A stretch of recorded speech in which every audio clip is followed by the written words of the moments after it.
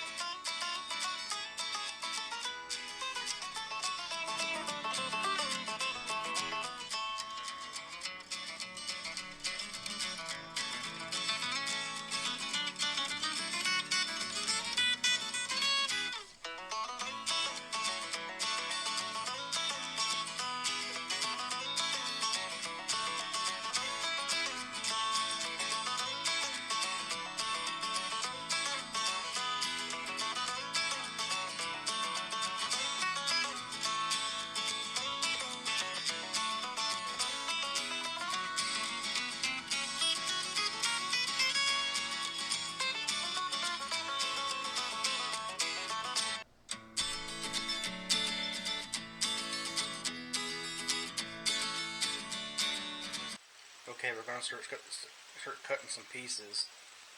We got a hacksaw mounted upside down to a vise. Makes it a lot easier when cutting the pieces off.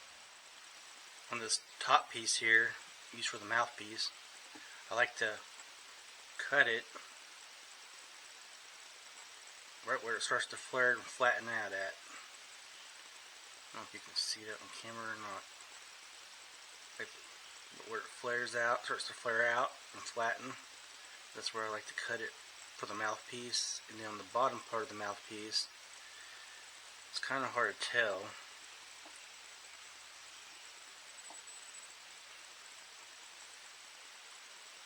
Right on camera here. There's like a little V shape. You'll see where it starts to make a little V shape in the bone, and then just right at the end of that V shape, right in there, is kind of about where I like to cut it. Everybody's different. I mean, you just have to practice and see what you like.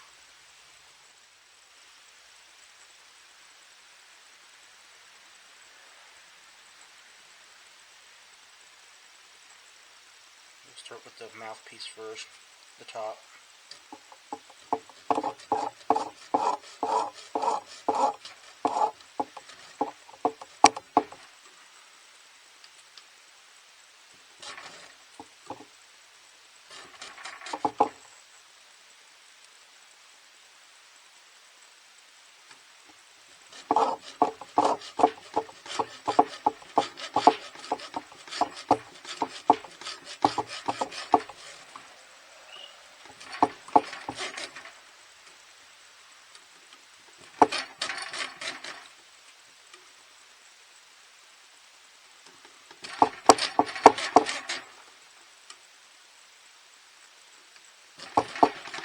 Some bones are easier to cut than others.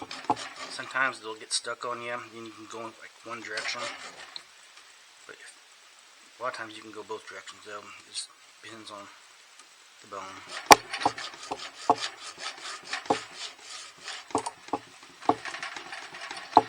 Don't put too much pressure on it, you'll crack it. You want smooth cuts. Your hand files later on, and then a step further on down the line, I'll show you how to clean up that mouthpiece a little better.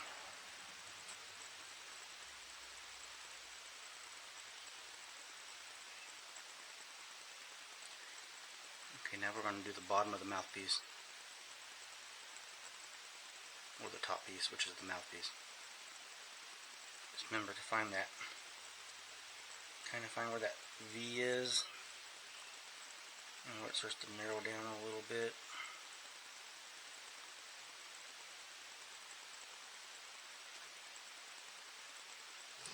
Kind of use your fingers on the side of the blade to help guide it.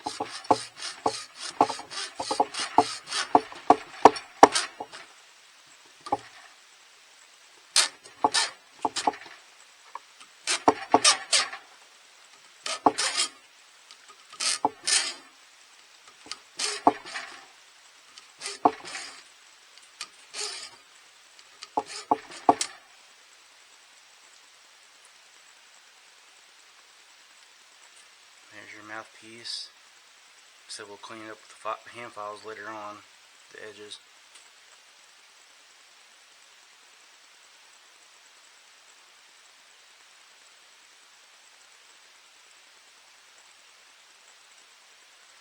Okay, now we're going to do the middle piece.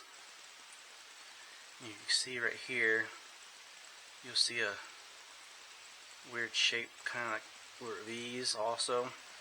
Right there at the end of that V is where you want to cut it off at. And then over here on this side, you just kind of got to guess how long you want it. But I try to get it up near the knuckle a little bit, right in here.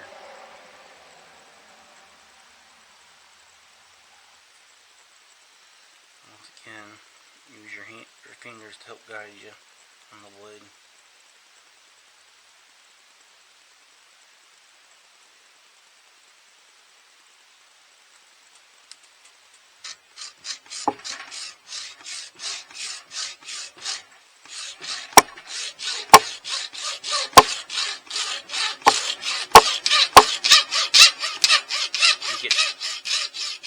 Cut through it before you cut all the way through.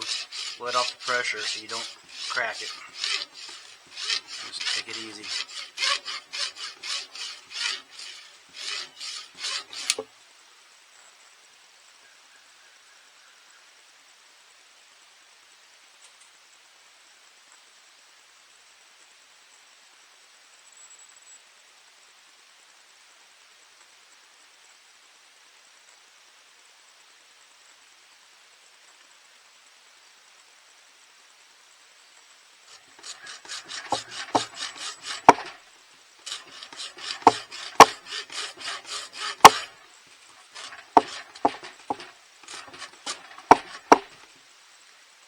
something that meats are a little slippery when you're trying to hold it, just take a piece of a paper towel or something, kind of put over it to help give you some grip.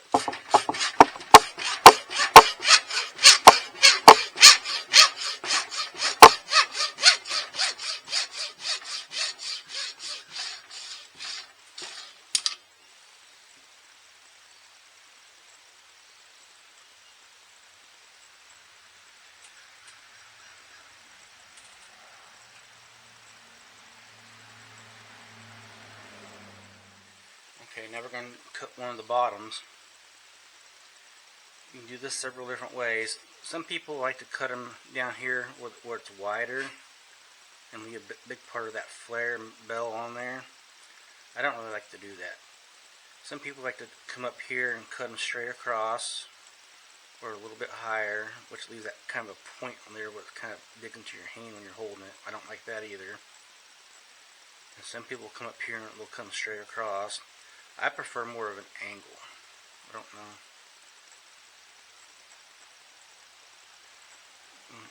I like to cut at an angle, going down from the inside to the outside, with the outside back of the bone being a little bit further down, and that's where I prefer to cut them.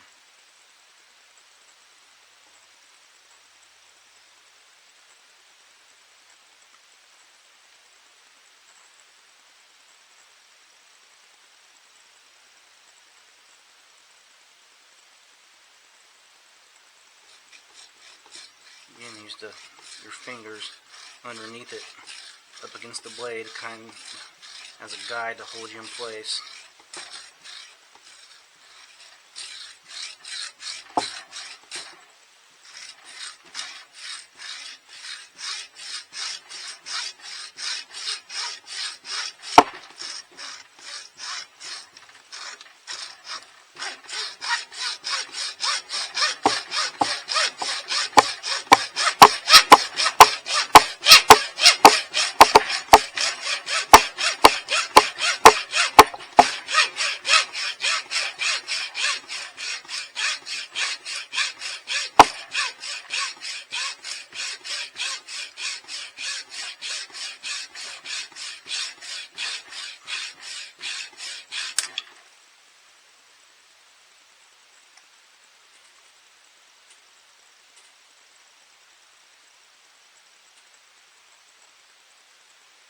So later on we'll clean this up with hand files.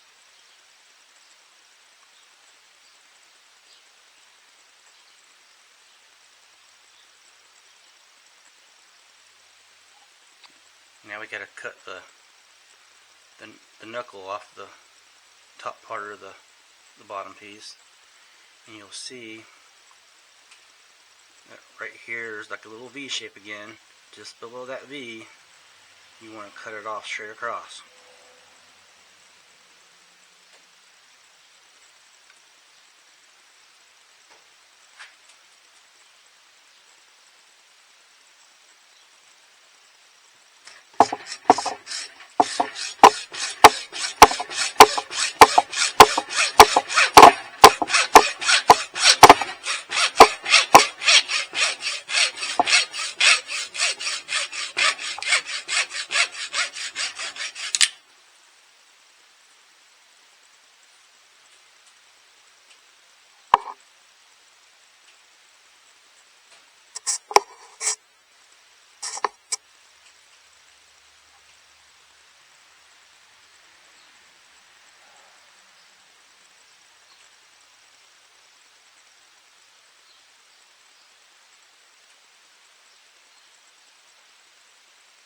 Now we're going to take all three pieces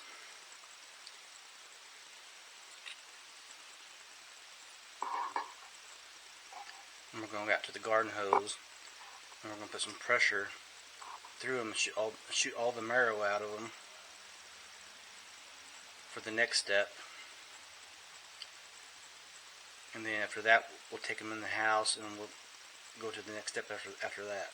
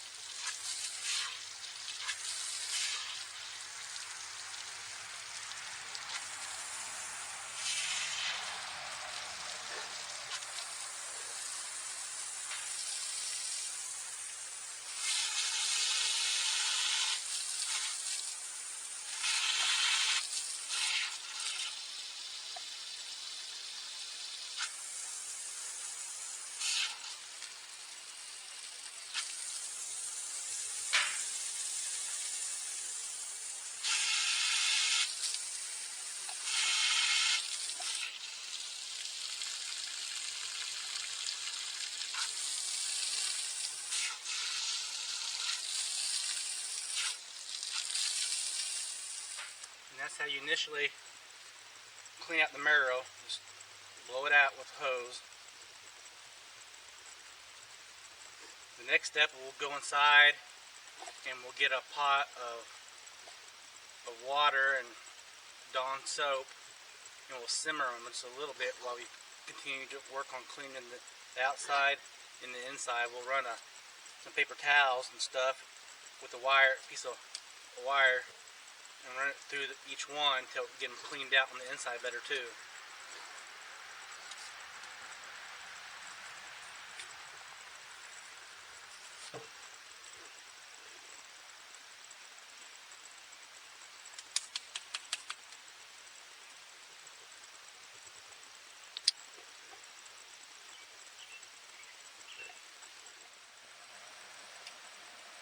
Okay, now the next step is we're going to put the bones in a pot of water with Dawn dish soap.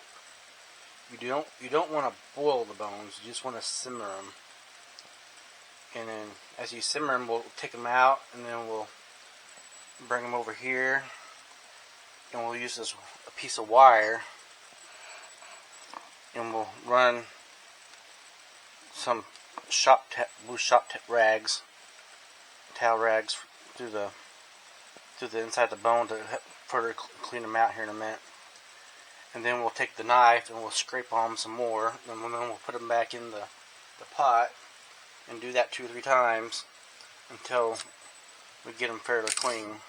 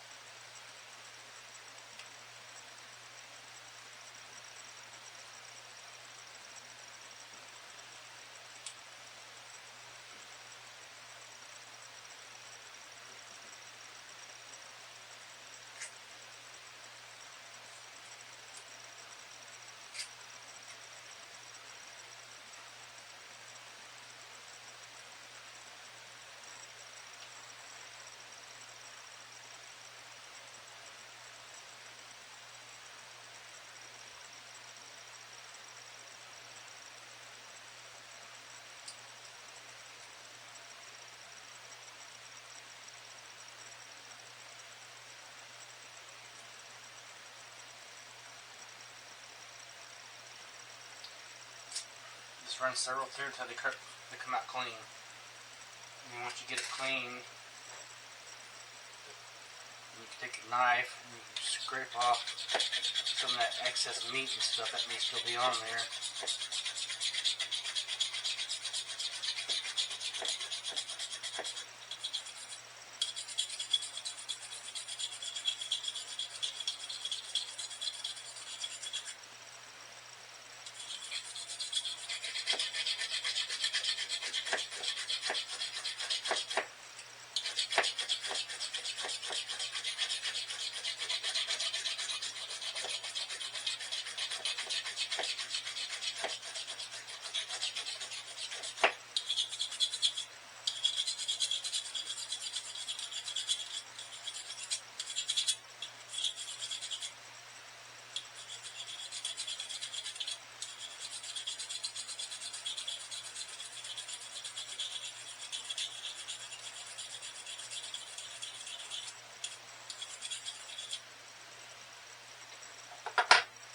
Then you put this one back in the pot, and you get your middle section out.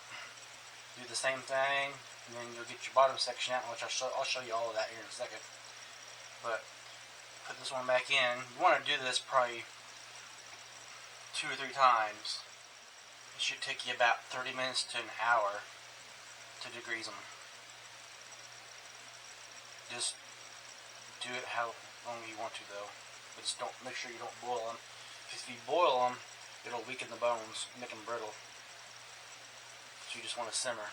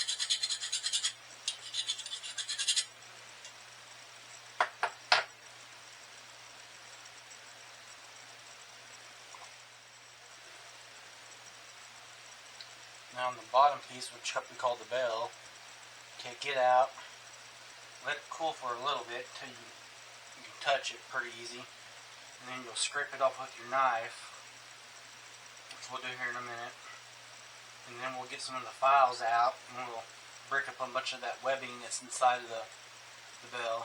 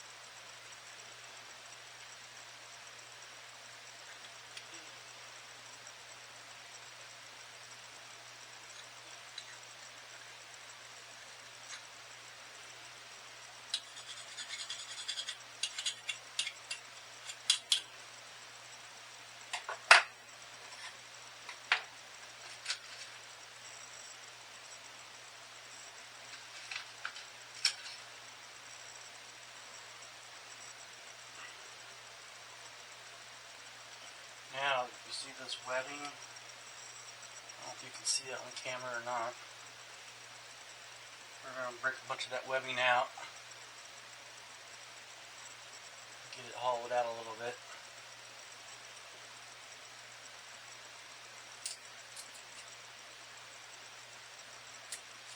Use your files to break it up, but be careful so you don't break the part you want the call to call.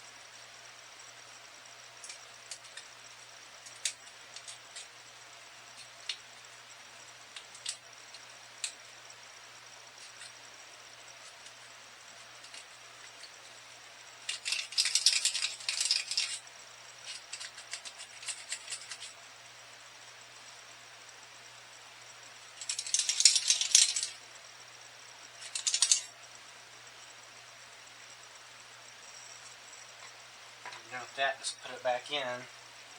But here, I'll try to show you the bell again. You can see it's a lot more cleaned out now.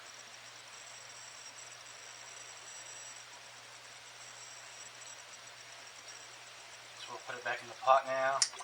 And now we'll do the same steps 2 or 3 times over the course of 30 to 40 minutes to an hour.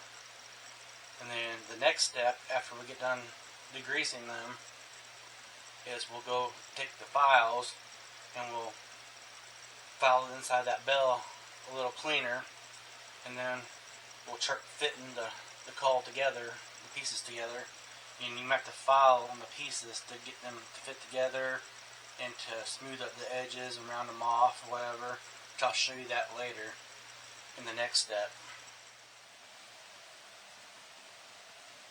Okay, now we got the pieces degreased, so we're going to take the files and smooth up the edges of the mouthpiece and stuff. We'll get all these smoothed up, and then we'll clean out the bell and then start trying to get them to fit.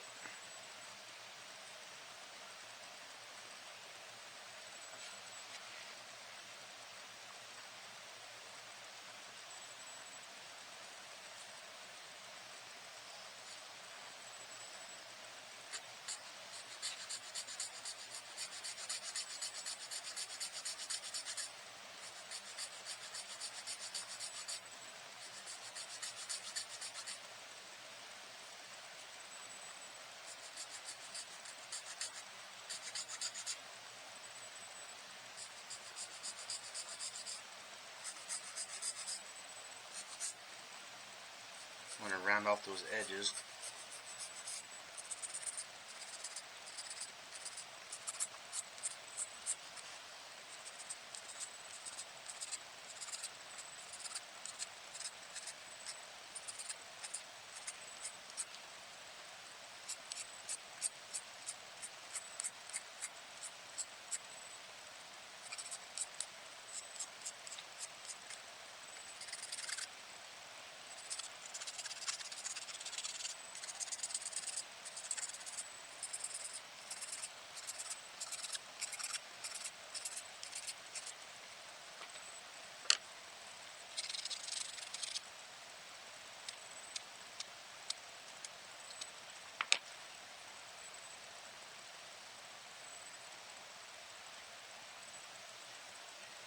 Now we'll do the same thing with the middle piece.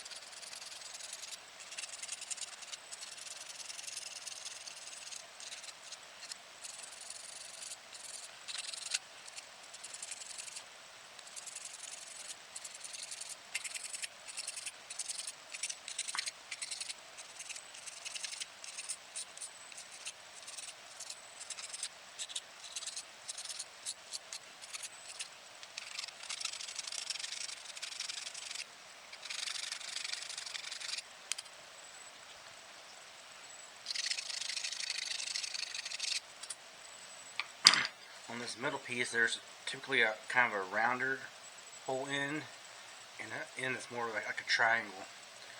That triangle piece is your top piece, and the whole end is the bottom piece that you want to put into the bell. And then your mouthpiece will fit into just like that. They don't always fit. They won't always fit easily.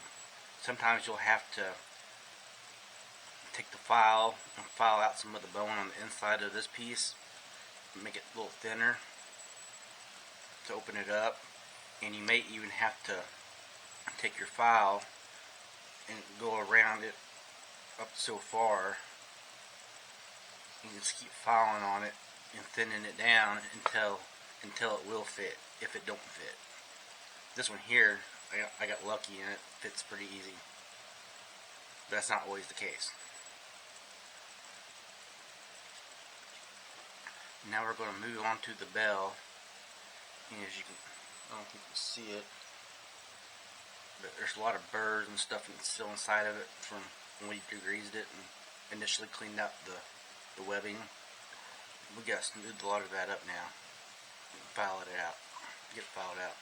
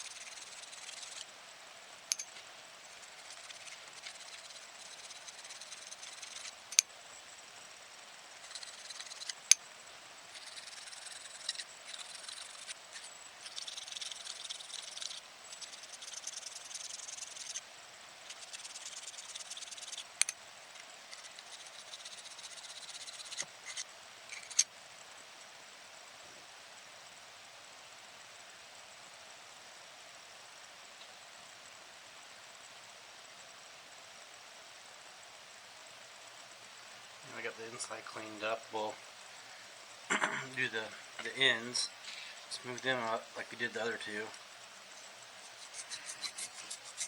and then round off the edges a little bit. And once we get done with that, we'll work on fitting that middle piece into the bottom piece here. Sometimes they fit in pretty easy, like that top piece fit into the middle piece, but sometimes they don't. And I have a feeling this one's not going to fit easy, so we'll have to do a little bit of filing on it to get it to fit.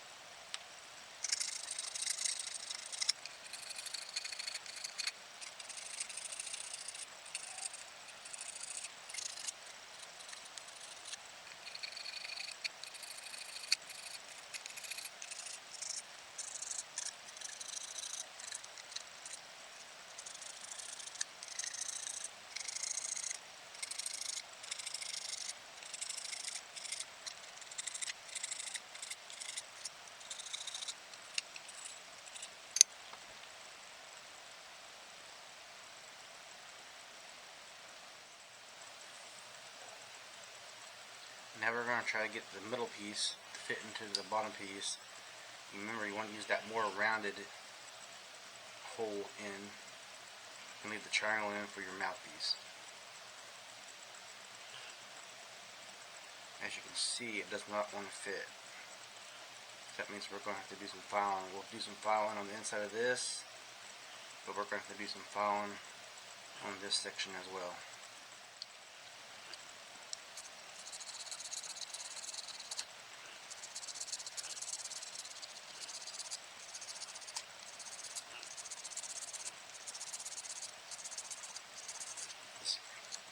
follow those ridges on the outside of it.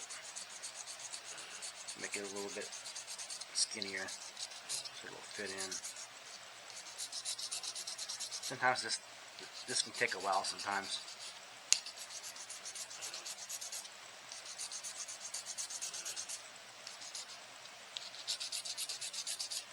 But you want to get it so thin that you put a hole in it. Just gotta keep an eye on it.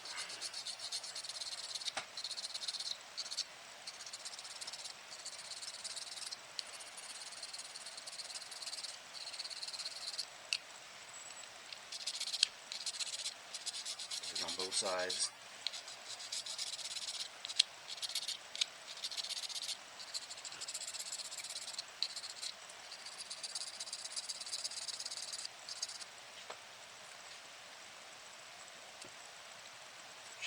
She's starting to fit in pretty. I can take a little bit more off, but it's getting in there though.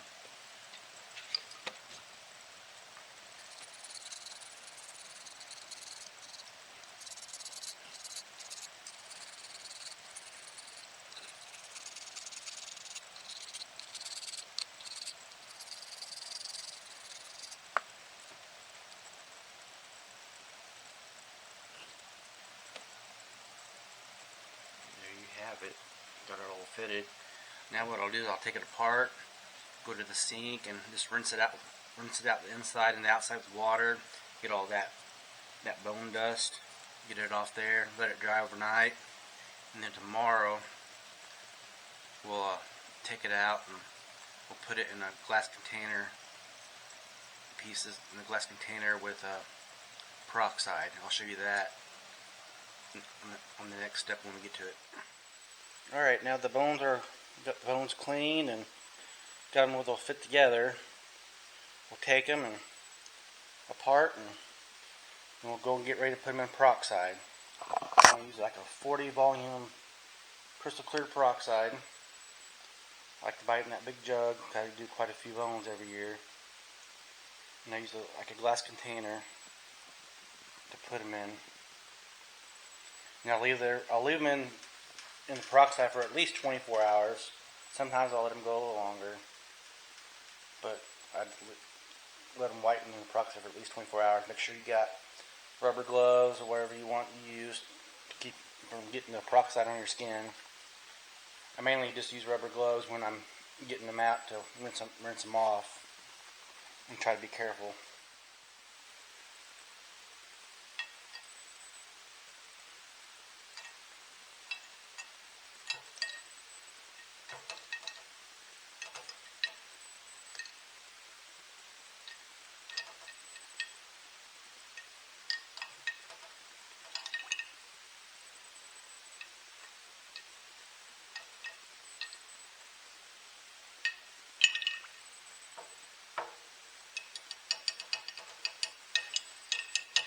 Some of the air bubbles out.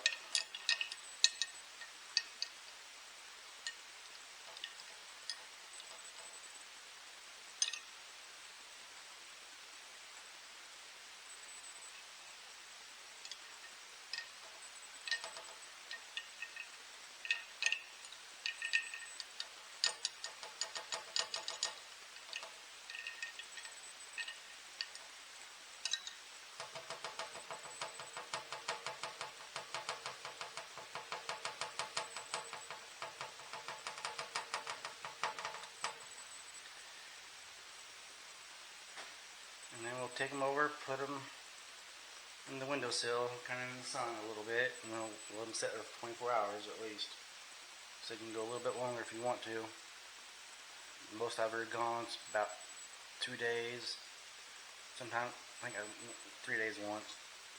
But I tried to pull them out after between 24 and 48 hours.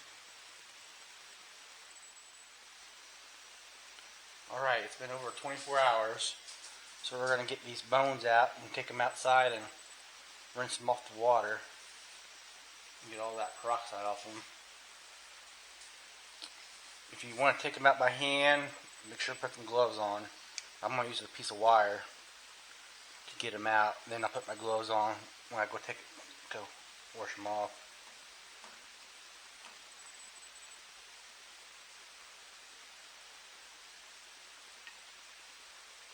don't get that stuff on your skin.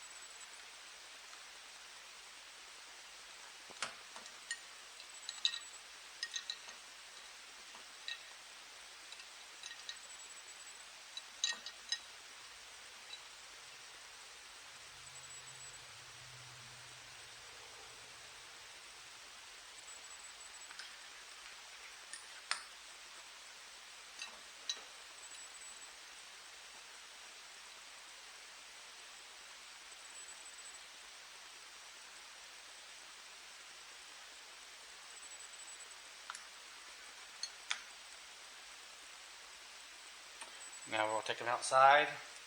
After we get our gloves, our rubber gloves on, we'll take them outside and we'll get them rinsed off, and then we'll bring them back in and let them dry overnight. Okay, we'll start rinsing them off now.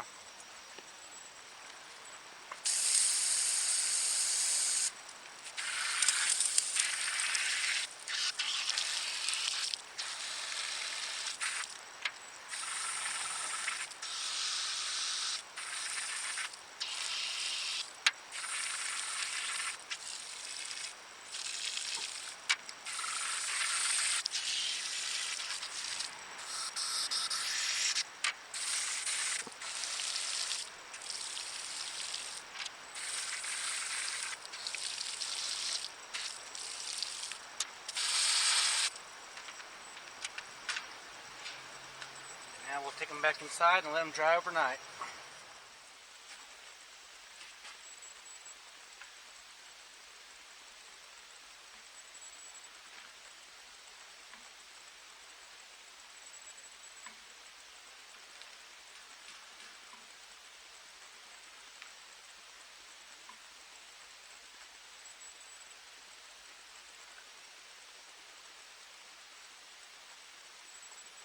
Now we'll let them set overnight and dry, and then we'll be ready to glue them together and epoxy them. Will be the next steps. Alright, now it's time to start gluing them together. We got our super glue, and we got a pencil. First thing you want to do is fit them together where you want them at.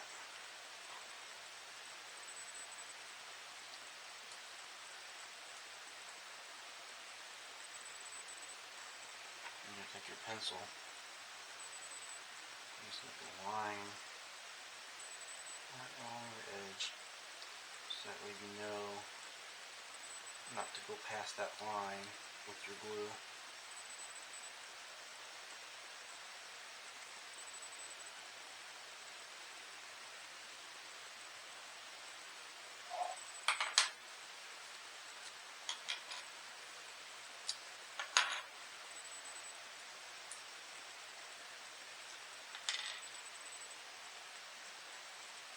Spray that super glue all over that, from the line to the edge.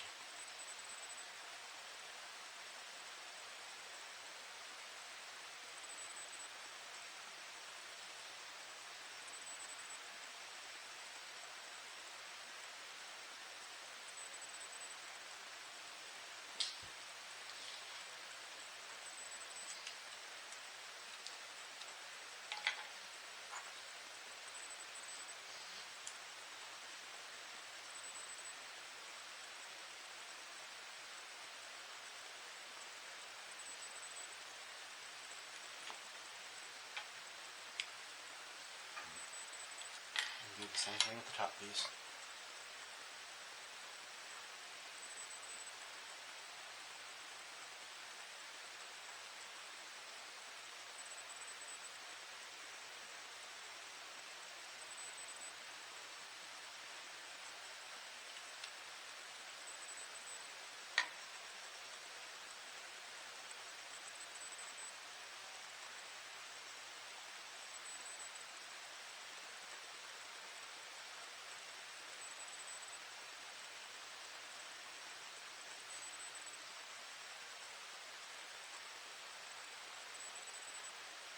That's all you have to do with the super glue part. The super glue sets up pretty quick, but even with that setting up quick, I like to let it set for 24 hours to cure, and then we'll move on to the 5-minute epoxy. Now it's time to do the epoxy. You can use any kind of 5-minute epoxy you want to use. I prefer to use the JB Weld Clear Weld 5-minute epoxy.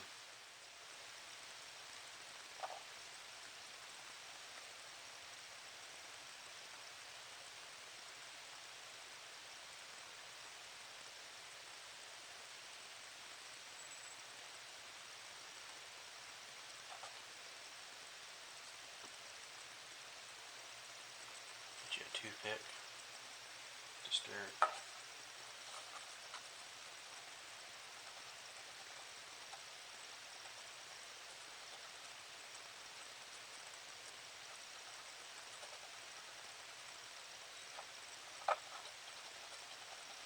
Stir it good.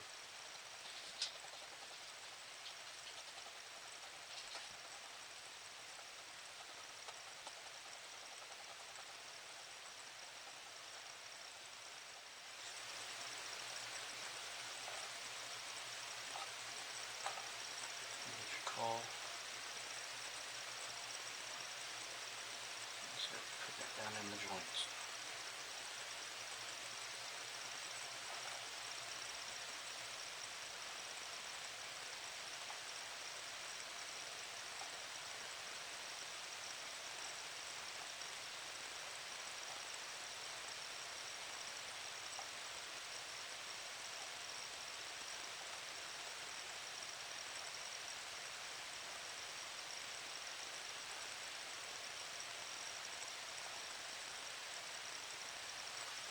You gotta spin it, and as it settles, you put some more in it.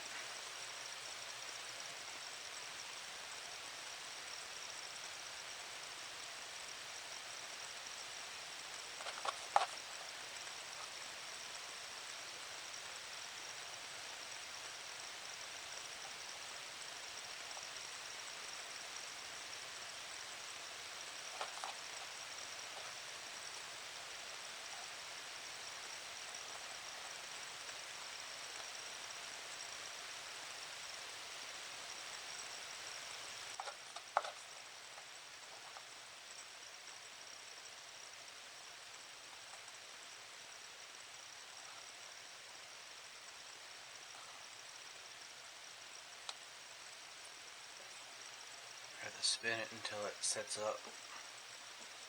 You can test how solid it is by checking your pilot mixed up on the plate.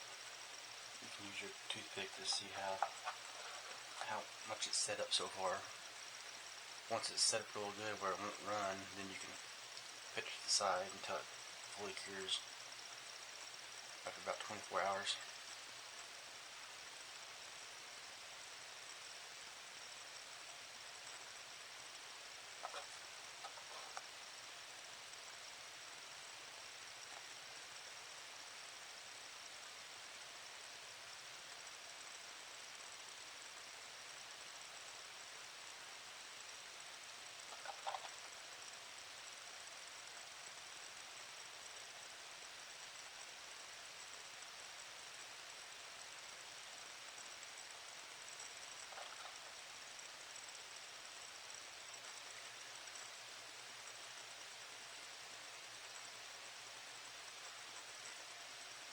When you check your toothpick in the spot you mixed on your plate, and it's solid, you can't move it, and you know it's set up pretty good to where you can set your caul to the side and let it set there for 24 hours before you move on to the next step. After 24 hours, you can take your caul and it'll be dry. At this point, you have a basic wing bone turkey caul that you can take and go hunting with.